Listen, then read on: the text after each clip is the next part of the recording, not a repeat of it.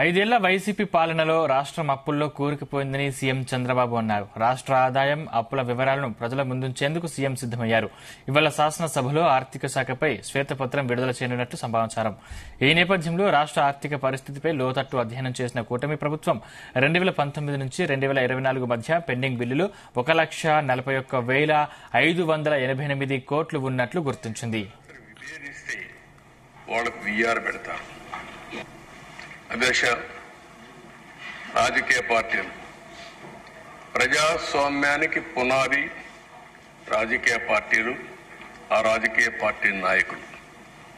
చిన్న పార్టీని కూడా ఎప్పుడైనా సరే విమర్శించాలన్నా, దాడి చేయాలన్నా భయపడేవాళ్ళం. అలాంటిది అధ్యక్ష, నా జీవితంలో నా మీద ఎవరు కేసులు పెట్టలేదు, కానీ ఈ 5 ఏళ్లలో 17 కేసులు పెట్టారు.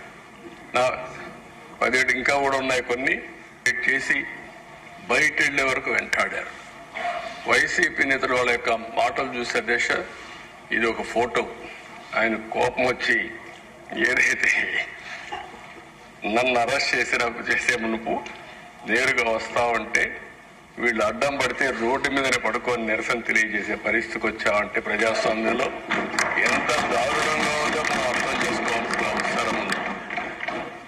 ఇవన్నీ అధ్యక్ష, ఆ తాళ్లుగడ్డ అన్ని మీకు చూపించాం. నెక్స్ట్, ప్రతిపక్ష రాజకీయ పార్టీలు అణచివేసేదానికి మీరు చూస్తే ఇక్కడి నుంచి బోండా ఉమా గారు ఉన్నారు. రాష్ట్రంలో అన్ని శాఖలను ప్రభుత్వం నిర్వీర్యం చేసిందని చంద్రబాబు మండిపడ్డారు. ఈ నేపథ్యంలో ఇప్పటికే పలు అంశాలపై ఆయన శ్వేతపత్రాలు విడుదల చేశారు.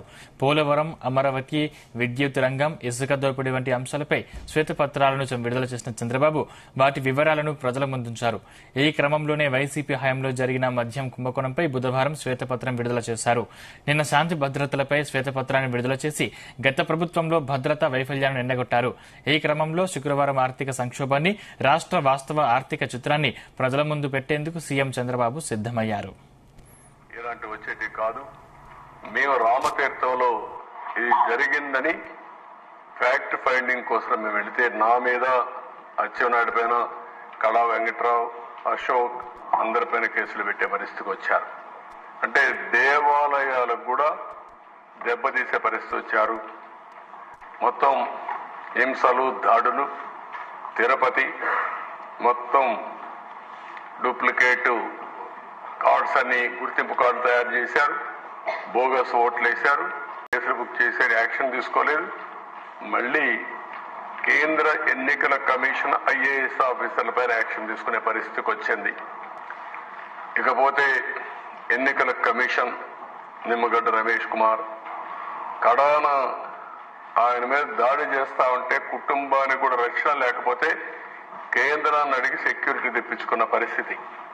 ఒక స్వేచ్ఛగా ఎన్నికలు కండక్ట్ చేయవలసిన ఎన్నికల కమిషన్కే రక్షణ లేదంటే ఇంక ఈ రాష్ట్రంలో ఓటర్ ఏ విధంగా ఉంటారు, ఓటు చేసిన అభ్యర్థులు ఏ విధంగా ఉంటారు మనం ఆలోచించుకోవాల్సిన అవసరం ఉంది.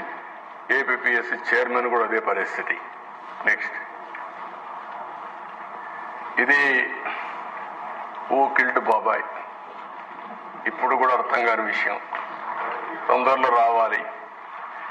ఇది ఒక్కసారి మీ డయాగ్రామ్ చూస్తే, ఆయన ఉంటే, ఆనాటి ముఖ్యమంత్రి ఉంటే ఆయనకు అర్థమయ్యేది. మీరు ఇక్కడ చూడండి, ఫస్ట్ హార్ట్ అటాక్ సాక్షి మీడియా.